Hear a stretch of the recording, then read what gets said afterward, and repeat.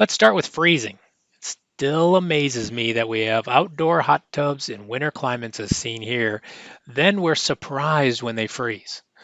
We see this claim very often, and it can be a challenge to determine the true cause of loss. Did the hot tub freeze just due to extremely cold temperatures, or did something else happen? Theoretically, if the water is hot and the pump or pumps are running and continuing to circulate the water, it should not freeze, but sometimes it still does. But what else might have happened? Did the unit lose power from a power outage? Maybe a bad breaker or fuse? Was there a surge event? Or was the cover left open or even partially open or something else? That is where an on-site inspection becomes very important.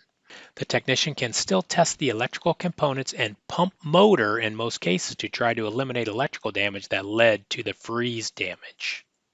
Here's another photo, now showing a cracked impeller housing which is part of the pump assembly. This was caused by freezing conditions and all electrical systems checked out okay.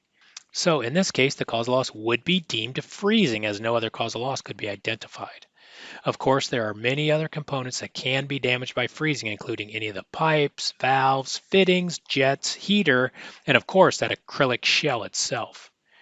Depending on what is damaged and the amount of damage, a repair might be possible, but full replacement is just as likely in a severe freeze claim.